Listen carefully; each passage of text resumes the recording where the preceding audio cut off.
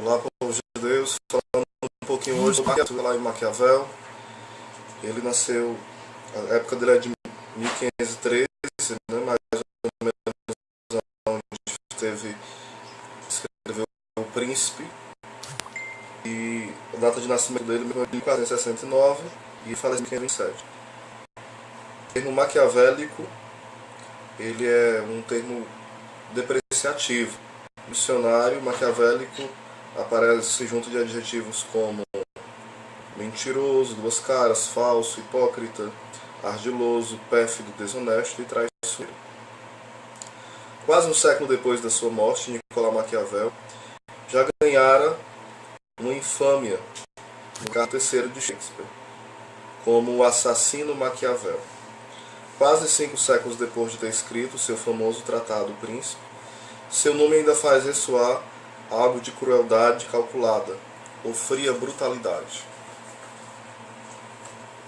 Apesar das tentativas recentes de se retratá-lo como um mero, humilde, inofensivo professor, da mais prudente diplomacia, eu vou adorar aqui a velha abordagem e tratá-lo como um dos mais exímios mestres da maldade, que seu grande destinado ao mundo impensável é frequentemente mais o verdadeiro poder e o veneno do príncipe. Nele, Maquiavel é possível pressuposto, quando a razão é assim persuadida, a aceitar pensamentos ou mais. Nicolau Maquiavel nasceu em Florença, na Itália, em 1469, filho de Bernardo de Nicolau e sua mulher Bartolomé, mais um ninho de ratos. Repleta de intrigas, corrupção e conflito entre as 5 principais regiões guerreiras: a Florença, Veneza, Milão, Nápoles.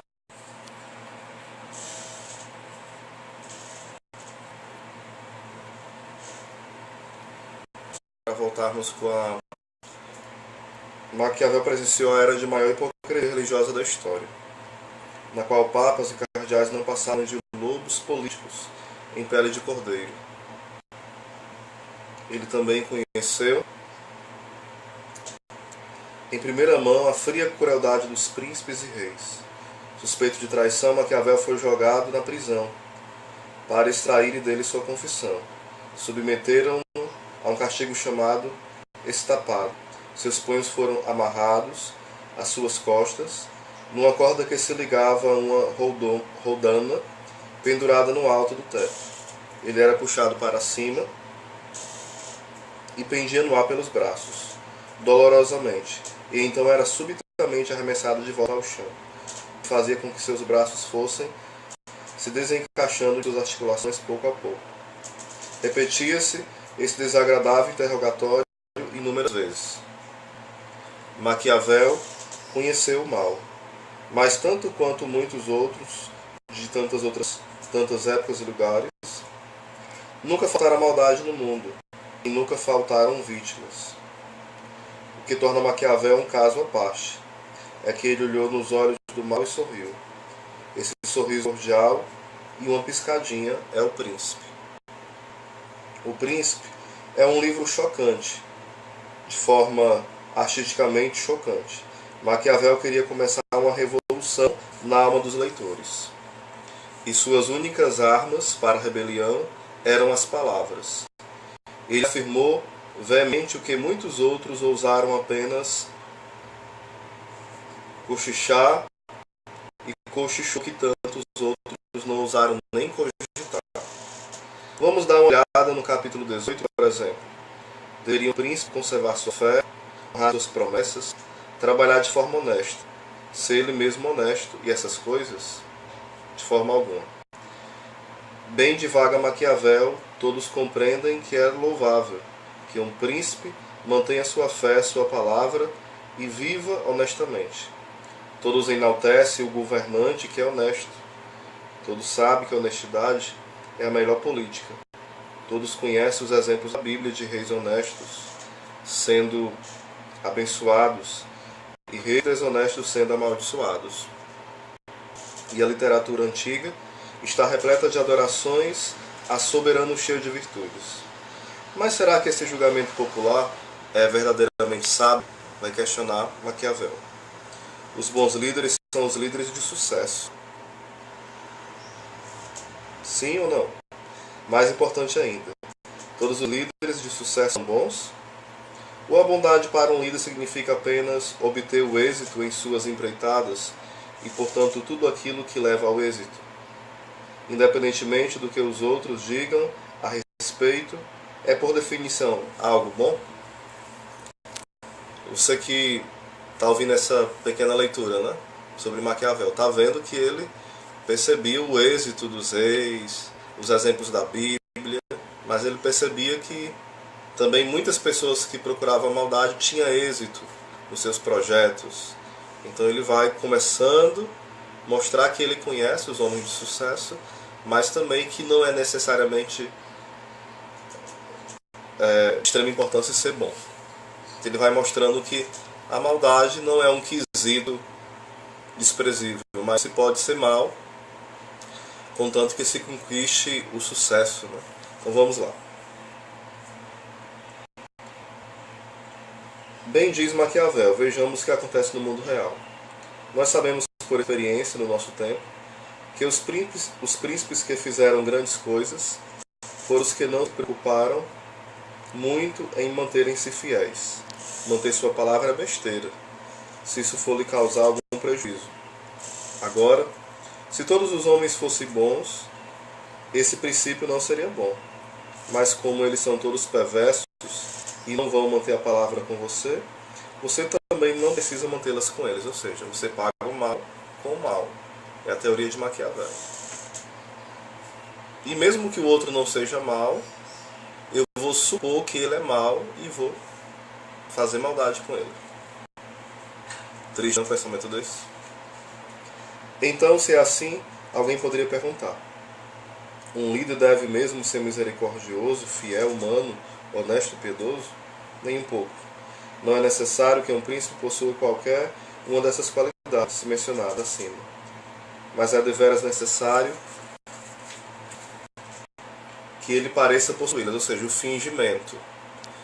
Ele não precisa ser virtuoso, bom, generoso, fiel, homem de palavra, mas ele precisa fingir que tem essas virtudes e tantas outras a mais, para que possa enganar e chegar ao seu fim, ao seu objetivo. Antes ainda, eu ouso dizer que se eles as possuir e as observar com constância, elas lhes serão prejudiciais.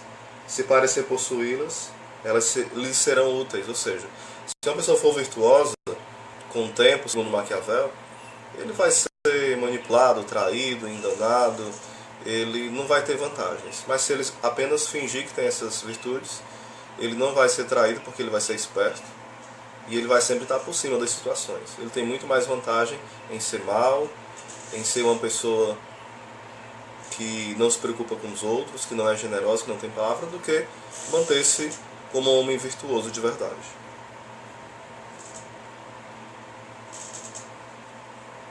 Deixe-me dar dois exemplos do conselho de Maquiavel colocados em ação. O primeiro tirado do próprio O Príncipe, o outro do dia de hoje. Dificilmente pode-se imaginar alguém mais perverso que César Borgia, homem que Maquiavel conheceu pessoalmente. Ele foi nomeado cardeal pela Igreja Católica, mas abdicou do seu posto para partir em busca da glória política, e a alcançou da maneira mais cruel possível. Borgia era um homem sem consciência. Ele sequer hesitava em operar crueldades enormes para assegurar e manter seu poder.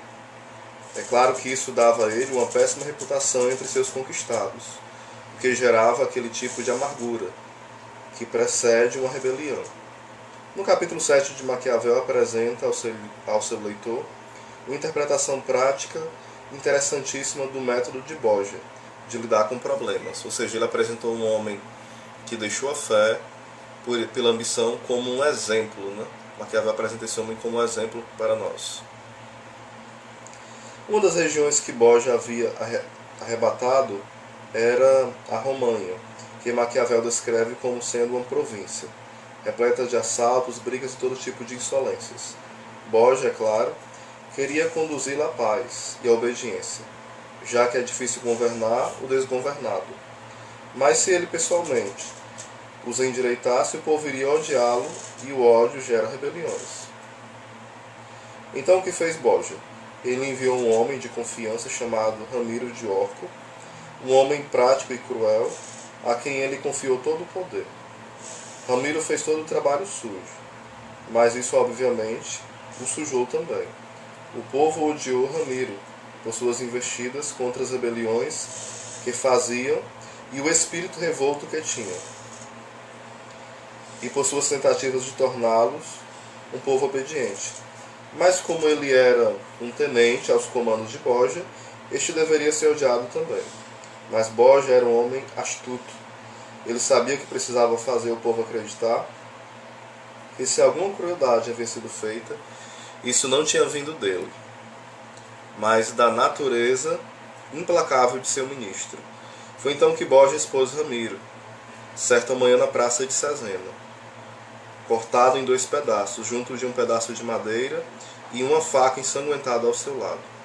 A ferocidade desse espetáculo deixou o povo de uma só vez satisfeito e em estupor.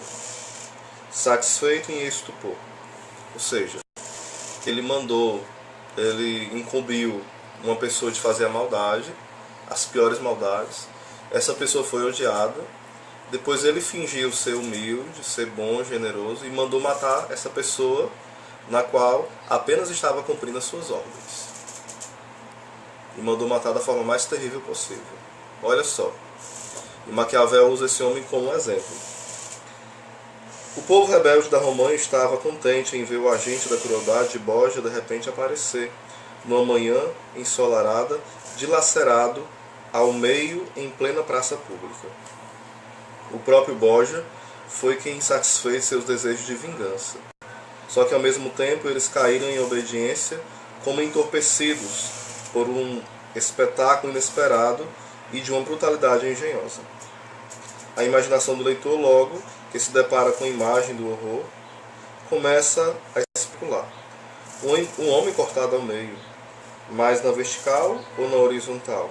Uma faca ensanguentada, simplesmente largada ao lado do corpo, ou fincada no pedaço de madeira?